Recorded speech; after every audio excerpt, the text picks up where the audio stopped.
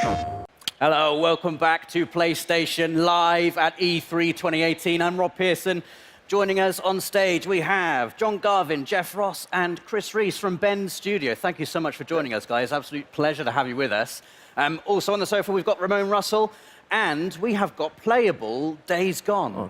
The first thing I want to ask you is the Pacific Northwest. Why did you choose that as a setting? Dude, it's really not. It's more about the high desert than the Pacific Northwest. So, for those of you who don't know, Eastern Oregon, which is like 90% of the state, is high desert, and that really means extreme weather, extreme terrain, and a lot of variety, density in a very, very small space. Fantastic. Can we have a little play of the game here? Have we got it going? Just a little bit of loading. Still loading, okay. So the demo we're going to play for you today is called You Got a Death Wish, and it's one of the things we really want to show off is how it kind of tries to marry a linear narrative experience in a dynamic open world. So it's a combination of the two things. So at Bend Studio, we've always done narrative-driven games, and we're really excited to be able to bring the production values. You can see we have really powerful cutscenes, and then it goes into gameplay in a way that sets up the open world. Awesome. It's awesome. And what can you tell us about our main character, Deacon St. John? Like, what was the inspiration behind this character? Well, a few things. He's broken. So you saw from a couple of trailers that we've released that he's lost someone and it's scarred him in a way. And it's like Jeff would like to say, everybody loses people, in these kinds of end-of-the-world scenarios. So what's particular about Deacon, though, is that he was an ex-member of an outlaw motorcycle club, and therefore he has a love of the open road. He has a love of motorcycles. Yeah. There's a sense of brotherhood, and you can see that here in these scenes with him and his best friend, Boozer. And so it was that combination that really sort of drew us to this particular character. Right, we're going to continue to learn about him as you're playing the game, correct? About him and his backstory and why he is the way he is. I mean, the bike is very important, right, as well? Like, yeah, we almost consider the bike to be another character. Yeah. Because you only get one, and you're constantly upgrading it, you're constantly trying to repair it, you need to keep it refueled, and if you lose it, you got to go find it, and you can't whistle for a new one. So you can't whistle, right? Like a horse. Yeah, the refueling mechanic is a huge game design choice. I really, really like that. Can you talk more about how important it's going to be to be able to find fuel? Sorry. So the refueling mechanic, and actually you have to find gas to keep your bike going. It's a mechanic we haven't really seen done to this extent before. Can you talk more about that and how it changes the gameplay? Well, like in this demo, one of the things that Jeff's taking the run and gun approach. So we like to call it sandbox combat. So basically what you can do is you can run and gun, you can stealth your way through, and your goal here is to get and find a bike part, right? So you're here actually for kind of a trivial reason. You've risked your friend's life to come and get a part for your bike. And so that shows a little bit about Deacon's character. But then as you watch Jeff play through this wide linear sequence, he can play it 100 different ways. And if you watch other people play, you'll see that, okay, they didn't take this route. They didn't stop and check the trunk of this police car. And those are kind of like our treasure chests throughout the world. So you're always on the lookout for those because that's how you're going to find ammo and health kits. And then you're seeing one of our stealth mechanics here. If you're quiet, if you crouch walk and you walk up behind an enemy, then you have the opportunity for a stealth takedown. And what can you tell us about the Freakers? Because they're quite unique. I mean, we've seen, a fair few undead enemies in video games before. What makes the Freakers unique, and what was your decision-making behind making them the way they are? They're alive. They're alive. Yeah, they're not zombies. They're alive. And so that sounds trivial, but it's not, because it basically means we have a full day-night cycle in the game. Right. And they have things that they do. There's an ecosystem, and they have to eat, they have to drink, they have to hibernate. And so you will find them, like in this scenario, you'll see that there's some nests, and Freakers build nests for reasons you discover while you're playing the game. And then you can take those nest zones out in order to free up fast travel routes. So it becomes part of the metagame. But Freakers are evolving. They're living creatures who have been affected by this virus, and there's several different types. And some of our trailers you've seen, we've shown the Screamer, which is a female that can have sort of alarm system that will bring in more Freakers. We have the infected bear, so it infects animals. In our last trailer, we showed Mountain crows, lion and the crows. right? So you have so so it's just it's a wide variety of challenges for the player. And like we said, the world comes for you, and that's part of it. Is that these creatures are always after you, and at night they're stronger. Yeah. If it starts raining, they become stronger.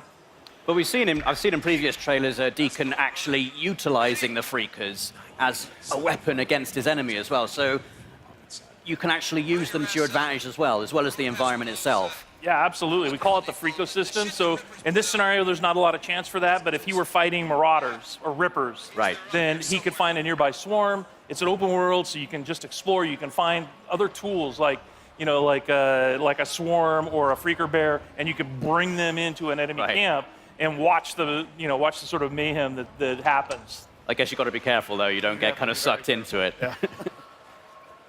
I like this gun, you guys. So you have melee combat and you have gun combat. Can you talk about how you designed and balanced for both? It's like so many different scenarios require the player to determine how they want to play it, right? So that's why we have like this full set of stealth mechanics. We have a full set of weapons that you can upgrade, and in order to do that, you have to go to the human encampment. So there's survivor encampments in the world, the only places in the world where it's safe. And you have to do jobs and missions with them in order to earn trust. And then once you earn trust, the merchants there will sell you things. Ah, I like that. And then it's like, and if you want to upgrade your shotgun, or you want to buy a silencer for it, then you have to have enough trust at that encampment in order to do that. Boozer, you there? I found the part. I'm heading Nope, got the bike part. Rippers! Rippers! No, not that! Shit! He's not having a good time. This is the inside of the Crazy Willie's truck stop, and that's one of the other things we wanted to point out is that full open world, but there's a lot of exploration in the game. All of the building interiors are accessible. There's no load times to get in and outside of a building or to go between regions. This is in the Belknap Wilderness, and the whole area is just completely explorable. And then these are the Rippers that I mentioned earlier. So these are one of the cults in the game. Tats are dead symbols of a dead man. Dead symbols of the lost. Get off me! Bitches! Biker Man! You must be brought low, biker man. For you are lost, and we are found. Oh, yeah, that's going to hurt.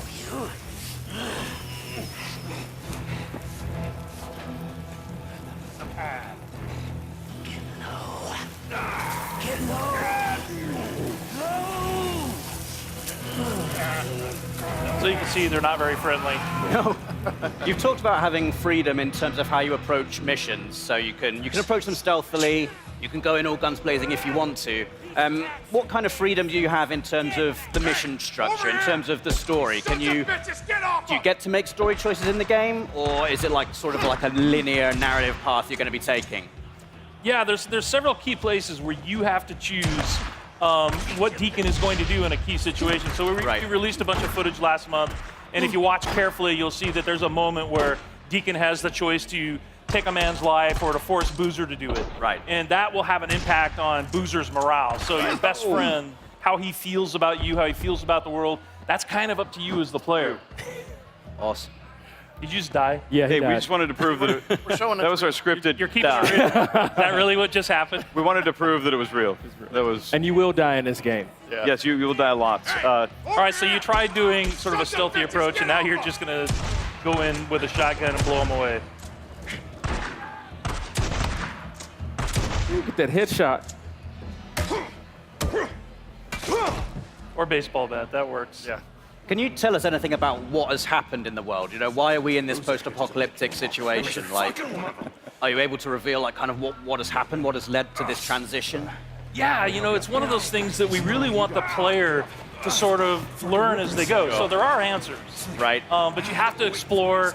There's a, we've introduced this group called NERO, which is our National Emergency Response Organization.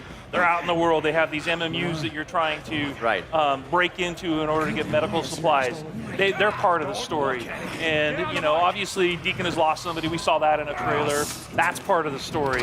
And as far as like the pandemic and the hordes that you run into constantly, these all sort of weave together to sort of explain how we got, Yeah. to this place in this world. Cool. And we're really excited to have players get into the world and just sort of explore and let us know what they think. I mean, it's looking fantastic. I can't wait to just get around on the bike. The bike looks like really, really cool. Like, how far can you upgrade the bike? How far does it go? Like, I couldn't hear. Sorry. How far can you upgrade the bike? How many parts do you think there are? Oh, there's at least 20 categories of things you can upgrade. Right. They're all functional, plus all kinds of ways to tweak it visually.